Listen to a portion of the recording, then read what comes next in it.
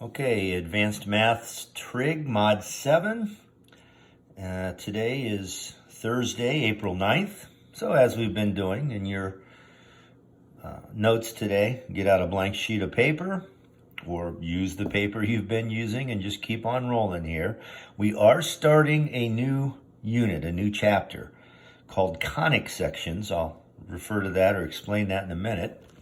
Top left corner, again, Advanced Math Mod 7. Today is April 9th, 2020. The title of today's notes just says circles. Now I'm going to put a little sticky note on here. You do not have to write all this down. This is me introducing you to where we're heading here with this unit.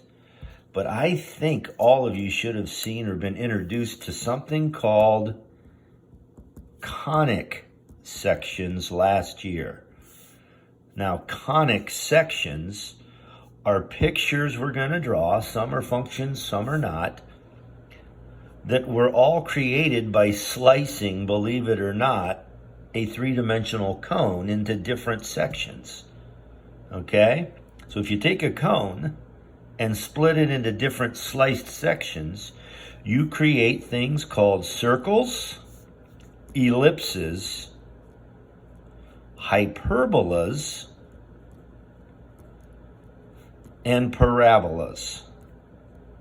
So bottom line is, when you study a unit, a chapter called conic sections, which is where we're at, you will learn how to graph these four different types of objects.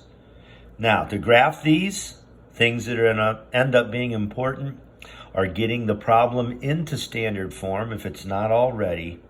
Once it's in standard form, then there's an attack plan with how to successfully graph each one. And you can even then do systems of conics where you try to figure out where they intersect and create a little bit more advanced type shapes, especially as you head into calculus, hopefully for next year for some of you. So we're going to take these one day at a time so you can see our next 4 days of notes. Today, Thursday the 9th, are circles. Monday, hey, no school tomorrow. Remember, tomorrow is Friday, April 10th, and it's Good Friday, and we do not have school. So today, Thursday, circles. Monday, ellipses. Tuesday, hyperbolas. And Wednesday, parabolas. Okay? And then we'll wrap the chapter up with something next Thursday, and at least you got introduced to this topic as you head into next year, if you haven't been so already. Okay? All right, today, title says circles. Block number 1, just write x squared plus y squared equals 9. Okay? Now, I'm going to just say it right now. That is a circle that is already written in, quote, standard form. A circle is in standard form when you see x squared plus y squared equals r squared. Now, of course, we're talking about a circle, so when I say r squared, that means radius squared. Now, if you compare that to the next one we're going to try, we still have an x squared plus a y squared and an r squared, but notice there's some numbers attached inside the parentheses to the x and the y. What that does, even though it's still in standard form, is change where the center of your circle will be located. So bottom line, my first teaching point, if you go back to block 1, since that's plain old x squared and plain old y squared, and there are no numbers inside parentheses attached to the two letters, the center of this circle is 0, 0, right on the origin. So if it's plain old x squared and plain old y squared, it's centered at 0, 0. Now, of course, to accurately draw a circle, don't you only need to know two things? Where is the center of it? And how big is the radius? The radius of this circle, guys, careful, is not 9. The formula is x squared plus y squared equals r squared. So what number did you square to get 9? Of course, the radius would be 3. So when you graph this circle, it's as simple as this. The center is 0, 0. Put a dot and always put CR so I know where the center is located. And since the radius is 3, we're going to go right 3. We're going to go left 3. We're going to go up 3 and down. Now, of course, if this was graph paper, it'd be perfect. But as neat as you can, draw a nice circle. Should look like you used a compass here. Bam. That's pretty good. You got a beautiful circle centered at 0, 0, whose radius is 3. The only difference between that and now go to problem number 2, it says x minus 2 squared plus y plus 1 squared equals 16. Oh, it is in standard form. Okay, you don't have to manipulate it algebraically because it is an x squared and a y squared, but the center is now located somewhere other than 0, 0. Now, careful. When I say where is the center, I know you're tempted to write negative 2 comma 1. The rule is the center is always in the opposite direction of the signs that you see. So since that says x minus 2, my x coordinate's just 2. And since that says y plus 1, my y coordinate is negative 1. Okay? So I'm about to draw a circle. But the center no longer is on the origin. The center is right 2 and down 1. Right there. Oh, and then the radius is, okay, don't you dare write 16. Don't write 8. You don't cut that number in half. You square root it. Of course, what number do I square to get 16? The square root of 16 would be 4. So my radius would be right 4. Left 4, up 4, and down 4. Connect all my dots, and I got a nice, beautiful circle, not as good as the other one, that looks like that. Okay? Now, of course, in calculus, when you take that circle and spin it or rotate it around its axis of symmetry, you're going to create a sphere. So you can actually create three-dimensional shapes when you get to calculus by taking functions, or in this case circles, which notice don't pass the vertical line test, so they're not functions, but you can spin them and rotate them around an axis and create and envision three-dimensional shapes. Okay? Now, careful here. Go to block 3. Now you got to start really focusing with me. Hey guys, remember I said the standard equation was good old x squared plus y squared equals r squared? I didn't say have a number in front of the x squared or a number in front of the y squared. That's not supposed to happen. So if you look at this third problem here, something's wrong, okay? You can't pretend those 3's aren't there. They are there, but they're not supposed to be there. So to clean this one up and get it into standard form, like the last 2 we did, because I see a 3 that matches a 3, and we don't want them there, can't I divide both sides by 3? That'll cause all the 3's on the left side to disappear, leaving me with x plus 1 squared plus y squared equals 4. Oh, I did it. I got it into standard form. The center, okay, what's the opposite of x plus 1? Would be negative 1. And since it's plain old y squared and he doesn't have a number attached to him, it's negative 1, 0. And the radius, of course, would be the square root of 4, which is 2.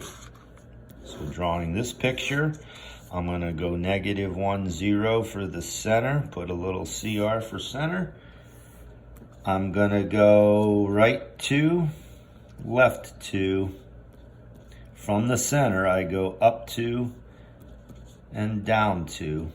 And as neat as I can, again, I've got a nice, neat circle that looks like that. Okay? And then our last problem on the front of my paper, oh boy, says this. Similar to the last one I did. Threw some negatives in here, but don't panic. You agree that this negative 4 and this coefficient of negative 4 should not be there, but because they match, I can get rid of them by dividing both sides by negative 4. All these negative 4's cancel. A negative over a negative is a positive. A negative over a negative is a positive. So bottom line is, I've got x minus 1 squared plus right? Because negative over negative becomes a plus. Y plus 3 squared equals, what's that going to be? 8. So I did it. I got it into standard form. The center is going to be what? 1 comma negative 3. Agreed, because it's the opposite signs of what you see. And the radius will be the square root of 8, which is not a perfect number. If you round that off on your calculator, it's actually 2.8. So, as neat as we can, I'm going to go right 1 and down 3. There's my center. I'm going to go up 2.8, down 2.8, right 2.8, and left 2.8. And I draw my picture, and my circle is centered and mostly, whoops, there you go, mostly located in quadrant 4. Okay? So not bad. There's 4 problems. Standard form is important. Center and radius are important in terms of drawing your circle accurately. And then the last thing, and we're done with circles, I'm going to flip to the back of my paper. This would be problem number 5 on your paper. Oh boy, there's a star by it for a reason. Obviously, if you look at this big algebraic mess, it's certainly, your first instinct wouldn't be, oh my gosh, that's a circle. Because it's not even close to standard form, is it? So the question becomes, what could you do algebraically to manipulate and work with this to try to get it into standard form? Now, by the way, that's my goal on this one. Can I get it into standard form? We're not going to graph it once we do. Your 5th homework problem, the same thing's going to occur. You just try to get it into standard form to prove that algebraically you understand the process I'm about to teach. Okay, first of all, there is a little clue that tells you it probably is a circle. Because notice, if I disregard everything there for a second, it does have a good old x squared plus y squared. And when you see good old x squared plus y squared, you're thinking, oh, that's probably a circle. But we've got an issue. Obviously, it's not in standard form. So see if this makes sense. First step is to group your families together algebraically. Now, what do I mean by that? We've got 3x squared. And obviously, if I said what other term in this equation would be in the x squared's family, we've got a minus 12x. So I'm going to write minus 12x. I'm going to leave a blank space and then group the next family together, which would be 3y squared plus 18y, right? Because they've both got y's, so they're part of the same family. Put a blank space. And do you agree that this minus 20 doesn't have an x, doesn't have a y? So it doesn't belong to either one of these families, so he's going to get shoved out of the way, take the constant, and move it to the other side. So if I add over that 20, I'm at that point right there. So far, so good. We are going to do a process, I know you remember this, called completing the square. And remember that process involves you taking the middle number, cutting it in half, and then squaring that answer. That process, however, is not allowed to take shape and happen, unless the x squared does not have a coefficient in front of it. So right now in this first family, do you agree we can factor out a 3, giving me x squared minus 4x and then the blank space? And in this family, I can factor out a GCF of 3, giving me y squared plus 6y and a blank space equals 20. So you can only complete the square if the squared terms have coefficients of 1. So we had to factor out a 3, factor out a 3. Now I'm going to pretend that 3 is not there for a second. Cut the middle number in half and square that answer. If you take negative 4 and divide it by 2, cut it in half, what do you get? Negative 2 squared would be plus 4. And remember, whatever you do to one side, you got to go do to the other. So I'm tempted to write plus 4, but notice that plus 4 that I wrote has a dot connected 3 in front of it. So technically, if that's 3 dot connected to that 4, I really just added 12 to the left side, so I've got to add 12 to the right side. Okay, better concentrate with me here. Now let's cut that 6 in half. Of course, if I take positive 6 and divide it by 2, I get 3. 3 squared would be 9. So I'm going to put plus 9. Whatever you do to one side, you got to do to the other. But be careful, that plus 9 I just wrote, again, is dot connected to a 3. So that's really plus 27. So now as I look at this, I've got 3. And then if you remember, guys, this right here is called a perfect square trinomial. You're always going to break it into a binomial times a binomial that are both exactly the same. And all you got to do in here is put x, and then whatever you got when you cut that middle term in half, in this case, -4, what'd you get when you divided it by 2? You got -2. You put -2 in here, squared on the outside, because there's 2 of those. If you factored it, it'd be x minus 2 times x minus 2, so we just put x minus 2 squared. And then here, what'd you get when you cut positive 6 in half? We put y plus 3 squared equals, and on the other side, 20 plus 12 is what? 32? Plus 27 gives me 59. So obviously, one more step to get this into standard form. We don't want those 3's there, do we? I can divide both sides by 3. The 3's would all cancel on the left. Oh my gosh, I did it. X minus 2 squared plus y plus 3 squared equals, okay, I got my calculator here. I'm going to hit 59 divided by 3, get 19.666. So let's just round that off to 19.7. Even though that didn't work out nice and neat as a number, I successfully took this mess, used completing the square, manipulated it algebraically, and turned it into a conic section in standard form.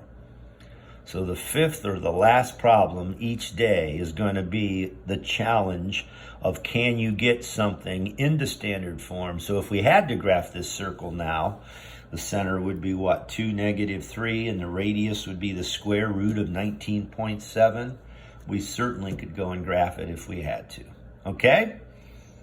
All right, guys, today is Thursday the 9th. Tomorrow is Good Friday. Technically, we don't have school. So since we don't have school, this technically isn't due till Monday the 13th. Now, think about this. This isn't that bad. It's not going to take you that long. I would love it if you could still get this done. If this is Thursday afternoon or Thursday, try to get it done sometime here on Thursday or Thursday night and just send me the picture. Even tomorrow morning, Friday morning, that'd be great. That way you've got all weekend to enjoy your Easter weekend and relax and not have to worry about any homework to turn in. So it'd be great if you could do the problems and turn them in sometime today or tonight or even Friday morning. However, technically, this is not due till Monday at noon. It's your call. These are your 5 homework problems. You can see them there. All right. The first 4, you're just going to get into standard form if you have to, and then graph them, okay? The 5th one is similar to the one I just did. You're going to get this equation that's currently kind of a mess, manipulate it by completing the square. If you're stuck, go back and re-watch that last problem. You can go back and watch any problem again if you need to, if you have a question about, did I learn that correctly? But the 5th one, you just have to get into standard form and then stop. You don't have to actually graph it, okay? So hit pause. There's your 5 homework problems. Copy them down. And those are due, again, sooner the better. That'd be great if we could get most of them turned in by today, tonight, or tomorrow morning. but certainly Monday at noon at the latest, which will start our next section on ellipses and do something very similar to what we did today. They'll be egg or oval shaped instead of perfectly round. And there's some tricks to graphing those correctly. So guys, have a great weekend. Happy Easter, and I'll see you on Monday.